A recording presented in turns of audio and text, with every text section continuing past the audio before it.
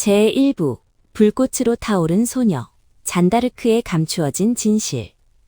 충격적 반전, 성녀의 옷 속에 감추어진 쇠사슬과 눈물. 내 몸에 손대지 마세요. 차라리 나를 죽여요. 여러분, 1431년 루앙의 차가운 감옥 바닥에서 울려 퍼진 이 처절한 비명소리가 들리시나요? 혹은 갑옷 입은 성녀로 기억하는 잔다르크의 마지막 모습은 결코 화려하지 않았습니다. 오히려 오늘날의 관점에서 보면 잔인한 성폭력의 위협과 사투를 벌이던 가냘픈 19 소녀였을 뿐이죠. 당시 영국군과 그에 협력한 코숑주교는 잔을 무너뜨리기 위해 치졸한 수법을 썼습니다. 바로 여성성을 공격하는 것이었죠. 감옥 안에서 영국군 병사들이 밤낮으로 그녀를 겁탈하려 들었고, 잔은 자신을 보호하기 위해 남성용 가죽 바지와 끈으로 복잡하게 묶인 옷을 고집했습니다. 재판관들은 이를 두고 여자가 남장을 하는 것은 신의 뜻을 거스르는 가증스러운 죄라고 몰아세웠죠. 하지만 여러분, 상상해보세요. 밤마다 짐승처럼 달려드는 교도관들 사이에서 그녀에게 바지는 단순한 옷이 아니라 자신을 지키는 최후의 성벽이었던 셈입니다. 요즘 말로 치면 생존을 위한 처절한 드레스 코드였던 거죠. 결국 그녀가 이단으로 몰려 화형대에 서게 된 결정적인 이유가 고작 남장을 다시 했다는 것이었다면 믿으시겠습니까? 교회가 다시는 남장을 하지 않겠다는 서명을 강요한 뒤 밤중에 그녀의 여성용 드레스를 치워버리고 남성복만 남겨두는 함정을 팠다는 기록이 있습니다. 살기 위해 옷을 입었을 뿐인데 그 옷이 그녀를 죽음으로 몰아넣은 스캔들이 된 것입니다. 신의 음성인가 사춘기 소녀의 환청인가. 1412년 동래미의 미스터리. 여러분은 만약 내 아이가 어느 날 갑자기 엄마, 하늘에서 천사가 내려와 나보고 대통령을 구하래 라고 말한다면 어떻게 하시겠습니까? 아마 당장 병원부터 데려가시겠죠?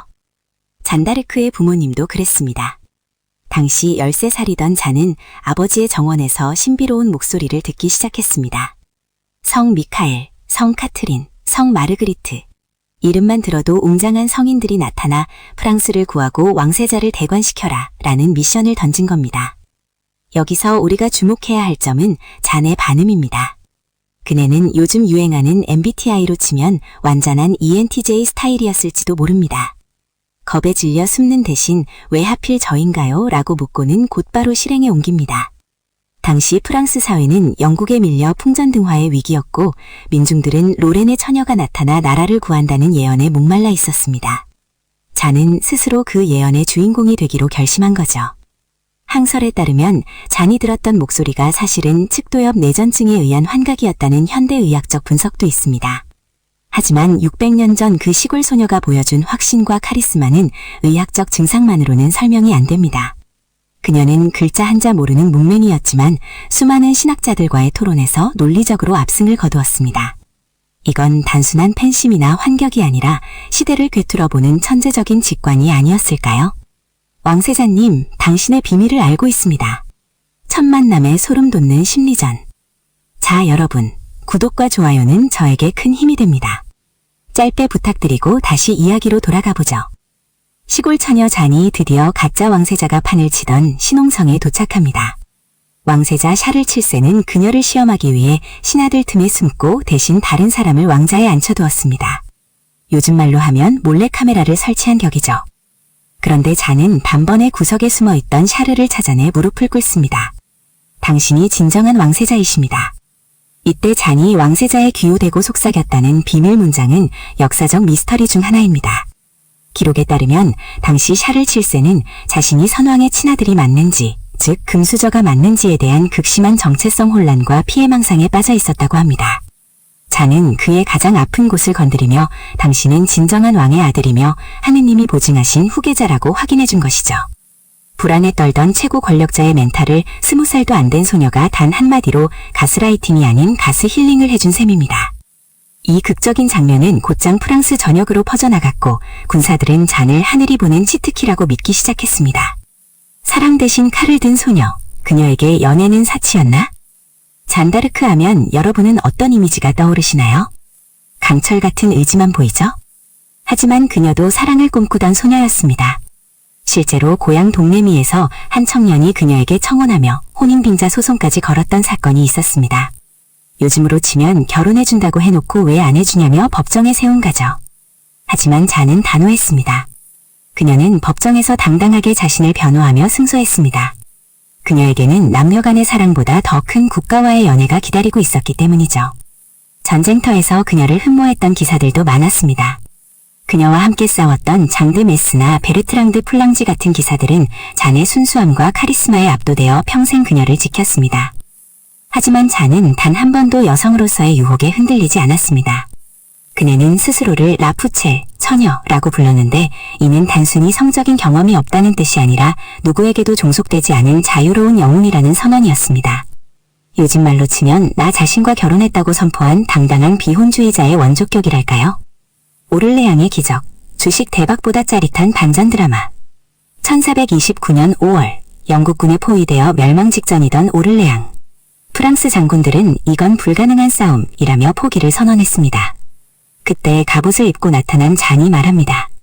공격하세요. 오늘 안에 성문이 열릴 것입니다. 전문 군사들은 그녀를 무식한 시골뜨기라며 비웃었습니다. 하지만 잔은 전략적으로 접근했습니다. 당시 지지부진하던 공성전의 패러다임을 바꾼 거죠. 그녀는 깃발을 휘두르며 최전방에서 돌격했습니다. 화살이 그녀의 목과 어깨 사이를 관통했을 때 모두가 잔이 죽었다고 생각했습니다.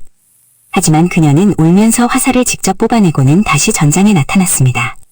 이건 현대의 코인 떡상보다 더 믿기 힘든 광경이었습니다. 절망에 빠졌던 프랑스군에게 그녀는 살아있는 토템이 되었습니다. 성녀가 죽지 않는다, 우리가 이긴다 라는 광기 어린 믿음이 영국군을 몰아냈습니다. 단 10일 만이 말이죠. 여러분, 7개월 동안 꿈쩍도 않던 전황이 소녀 한 명 때문에 열흘 만에 뒤집혔다는 사실 소름 끼치지 않습니까? 배신과 정치질, 토사구팽당한 비운의 인플루언서. 달면 삼키고 쓰면 뱉는 것, 예나 지금이나 정치는 참 비정합니다. 샤를 7세는 잔 덕분에 정식으로 국왕대관식을 치렀습니다. 이제 잔의 효용 가치는 떨어졌죠. 왕의 주변에는 잔의 영향력이 너무 커졌다. 저러다 민중의 왕이 되면 어떡하냐는 질투 섞인 목소리들이 들끓기 시작했습니다. 결국 1430년 콩피에뉴 전투에서 잔은 부르고뉴군에 생포됩니다. 그런데 기가 막힌 사실은 그녀가 구출되기만을 기다리던 국왕 샤르 7세가 단 한 푼의 몸값도 지불하지 않았다는 점입니다. 요즘으로 치면 회사를 위기에서 구해낸 에이스 팀장을 경쟁업체가 스카우트해 가려는데 사장이 퇴직금도 안 주고 난 몰라 라며 손을 뗀 셈입니다. 잔은 감옥에서 수차례 탈출을 시도했습니다. 18m 높이의 타워에서 뛰어내리기도 했죠. 그녀는 죽음보다 잊히는 것, 그리고 자신을 배신한 조국에 대한 실망감이 더 컸을 겁니다. 그녀의 눈물겨운 탈출 시도는 사랑하는 사람에게 버림받은 연인의 발버둥처럼 처절했습니다. 취조실의 천재, 나는 대답할 수 없습니다. 잔다르크의 재판 기록은 현재 법학도들도 감탄할 정도의 논리 싸움입니다. 코숑주교는 그녀를 함정에 빠뜨리기 위해 유도신문을 퍼부었습니다. 그대는 신의 은총 안에 있다고 믿는가? 이 질문은 아주 사악한 덫이었습니다. 그렇다고 하면 교만한 죄인이 되고 아니다고 하면 신의 버림을 받은 이단이 되기 때문이죠. 이때 잔의 대답은 역사에 남을 명언이었습니다. 내가 만약 은총 안에 있지 않다면 신께서 나를 그곳에 넣어주시기를. 만약 내가 은총 안에 있다면 신께서 나를 계속 그곳에 두시기를 바랍니다. 주변에 있던 신학자들이 강악하며 펜을 멈췄습니다. 배운 것 없는 시골 소녀가 당대 최고의 지성들이 판 함정을 우아하게 뛰어넘은 겁니다. 이는 마치 현대의 청문회에서 노련한 정치인들을 압도하는 10대 환경운동가나 인권운동가의 모습과 겹쳐 보이지 않나요? 불꽃 속의 마지막 외침, 예수 예수. 1431년 5월 30일 루앙의 광장, 그녀의 나이 고작 19. 잔은 화형대에 올랐습니다. 영국군은 그녀의 시신이 남지 않도록 3반이나 태웠고 재를 생강에 뿌렸습니다. 성녀로 추앙받는 것을 막기 위해서였죠. 하지만 불꽃이 그녀의 몸을 감쌀 때 잔은 비명을 지르는 대신 오직 한 이름만 불렀습니다. 예수. 그 목소리가 너무나도 맑고 확신에 차 있어 화형을 집행하던 영국군 병사조차 우리는 성녀를 태웠다, 망했다 라며 울부짖었다고 합니다. 그녀의 죽음은 끝이 아니었습니다. 그녀가 죽고 난 뒤 프랑스군은 오히려 잔의 복수를 외치며 결집했고 결국 100년 전쟁에서 승리했습니다. 살아서는 군대를 이끌고 죽어서는 정신을 지배한 셈입니다. 그녀의 불꽃은 꺼진 게 아니라 프랑스라는 나라의 심장에 옮겨붙은 것이었죠. 500년 만의 복권, 미안하다, 우리가 틀렸다. 잔이 죽고 25년 뒤 명예회복 재판이 열렸습니다. 그녀의 어머니 이자벨 롱네는 70이 넘은 나이에 로마 교황청까지 찾아가 딸의 억울함을 호소했습니다. 내 딸은 독실한 신자였을 뿐입니다. 결국 교회는 그녀의 무죄를 선언했습니다. 하지만 가톨릭 성인으로 추대되기까지는 무려 500년이라는 세월이 더 걸렸습니다. 1920년에야 비로소 우리는 그녀를 성녀 잔다르크라고 부를 수 있게 된 거죠. 정치는 그녀를 이용했고 종교는 그녀를 심판했지만 역사는 그녀를 영원히 살려냈습니다. 여러분, 지금 당장 세상이 나를 알아주지 않는다고 서운해하지 마세요. 잔다르크처럼 진실하게 자신의 길을 간다면 500년이 걸리더라도 역사는 반드시 여러분의 손을 들어줄 것입니다. 10. 현대적 비교. 잔다르크는 K 열사 유관순과 무엇이 닮았나? 우리는 잔다르크를 보며 자연스럽게 유관순 열사를 떠올립니다. 어린 나이, 여성이라는 신체적 한계, 그리고 조국을 향한 꺾이지 않는 마음. 두 사람 모두 단대 권력자들에게는 골칫덩이였지만 민중들에게는 희망의 등불이었습니다. 차이점이 있다면 잔다르크는 신비주의적 리더십을 발휘했다는 점입니다. 그녀는 전쟁이라는 지극히 남성적인 영역에 뛰어들어 직접 칼을 휘둘렀습니다. 물론 그녀는 사람을 죽이는 것보다 깃발을 드는 것을 더 좋아했다고 고백했지만요. 반면 유관순 열사는 비폭력 만세 운동을 통해 정신적 저항을 상징했습니다. 두 여성이 보여준 공통적인 핵심은 순수함의 파괴력입니다. 계산기 두드리지 않는 순수한 열정이 얼마나 거대한 제국을 흔들 수 있는지 잔다르크의 일부 인생을 통해 우리는 다시금 깨닫게 됩니다. 제2부에서 계속됩니다. 2부에서는 잔다르크의 어린 시절 뒷이야기와 그녀가 현대사회에 던지는 경제적, 사회적 메시지, 그리고 그녀와 대비되는 또 다른 인물과의 입체적 비교가 이어집니다. 제2부. 타오르는 불꽃 뒤에 인간적 그림자, 그리고 운명의 대결. 11. 1순위 충격 비화. 내 딸이 군대에 간다면 차라리 물에 빠뜨려 죽이겠다. 여러분, 영웅의 탄생 뒤엔 언제나 가족의 피눈물이 있기 마련이죠. 잔다르크가 신의 목소리를 들었다며 출장을 선언했을 때 그녀의 아버지 자크 다르크의 반응은 어땠을까요? 장하다 내 딸아였을까요? 천만의 말씀입니다. 아버지는 격노했습니다. 당시 기록에 따르면 자크는 꿈속에서 딸이 군인들과 함께 떠나는 모습을 보고는 아들들에게 이렇게 말했습니다. 만약 잔이 정말로 군대에 가려 한다면 너희가 그 애를 물에 빠뜨려 죽여라. 너희가 못하겠다면 내가 직접 죽이겠다. 이건 오늘날의 관점에서 보면 끔찍한 명예살인 예고나 다름없습니다. 50대 이상 부모님들, 상상해보세요. 금쪽 같은 막내딸이 갑자기 나 계시받았으니 군대 가서 왕을 만나겠다고 하면 어느 부모가 제정신이겠습니까?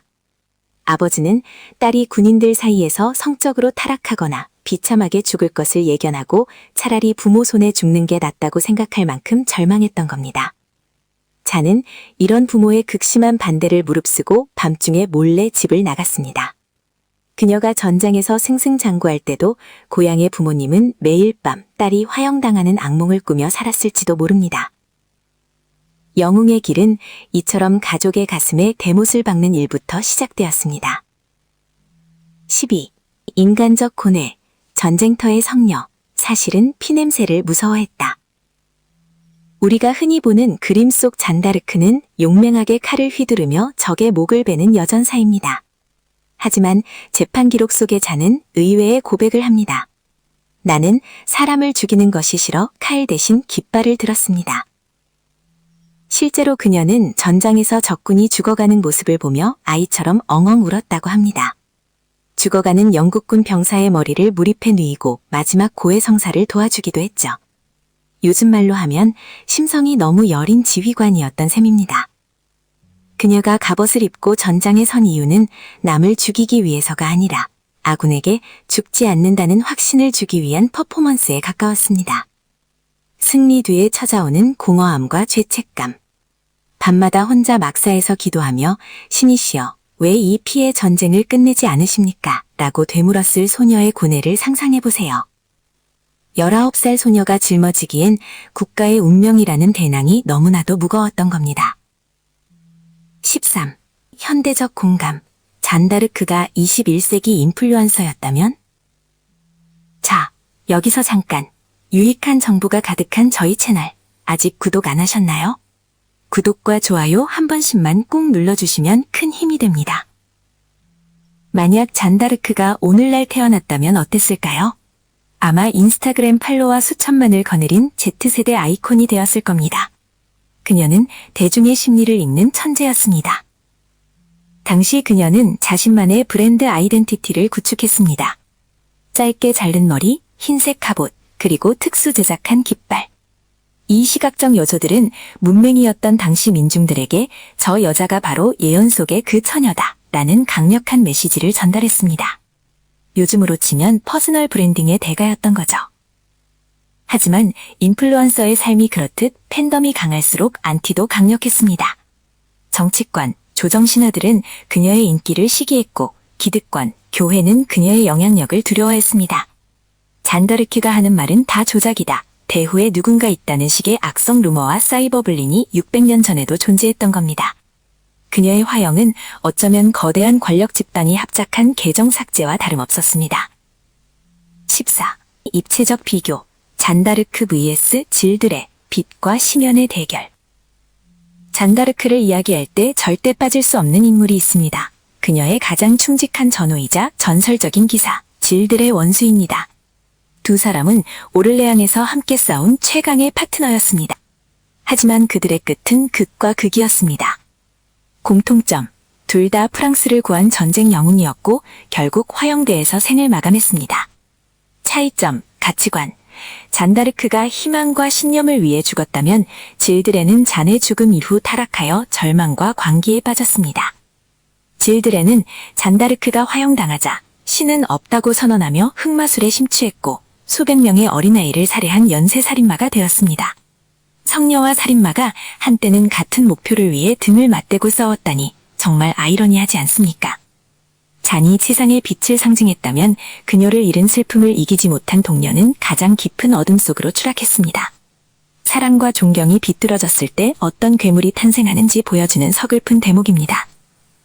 15. 기본 정보와 유산. 금수저 아닌 흙수저의 반란.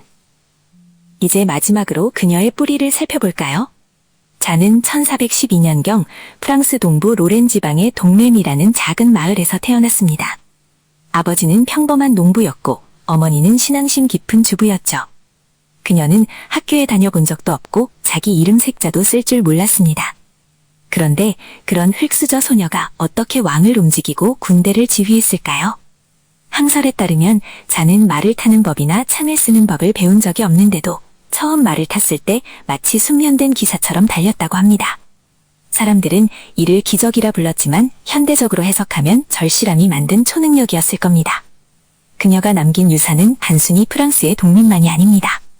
평범한 개인도 신념이 있다면 역사를 바꿀 수 있다는 희망의 증거가 되었죠. 그녀의 고향 동레미는 지금도 성지가 되어 수많은 이들이 찾고 있습니다. 문맹이었던 소녀의 이야기가 전 세계 모든 언어로 번역되어 읽히고 있다는 사실. 이보다 더 위대한 반전이 어디 있을까요? 16. 마지막 메시지. 여러분 가슴속의 목소리는 무엇입니까? 오늘 잔다르크의 숨겨진 이야기를 통해 어떤 생각이 드셨나요? 5060 시니어 여러분, 우리도 한때는 가슴속에 뜨거운 불꽃 하나씩은 품고 살지 않았습니까? 잔다르크처럼 거창하게 나라를 구하는 미션은 아니더라도 가족을 위해 혹은 나 자신을 위해 지키고 싶었던 신념 말입니다. 잔은 화형대 위에서 나의 목소리는 신이 보낸 것이 맞았다고 마지막까지 자신의 삶을 긍정했습니다. 비록 육체는 한 줌의 재가 되어 강물에 흘러갔지만 그녀의 영혼은 자유라는 이름으로 지금도 우리 곁에 살아 숨쉽니다. 세상이 여러분을 몰라준다고 해서 혹은 지금 처한 상황이 감옥처럼 답답하다고 해서 포기하지 마세요. 잔다르크가 어둠 속에서도 빛나는 환상을 보았듯 여러분의 인생 후반전에도 반드시 눈부신 기적의 오를레앙이 기다릴 것입니다. 오늘 밤 여러분의 마음속에 들리는 가장 진실한 목소리에 귀를 기울여 보시는 건 어떨까요? 지금까지 스타 시나리오 작가이자 감성 저널리스트 위인일기였습니다. 여러분의 빛나는 내일을 응원합니다. 감사합니다. 이 시나리오는 역사적 사실인 잔다르크 재판 기록과 명예회복 재판 기록을 바탕으로 현대적 해석을 가미하여 작성되었습니다.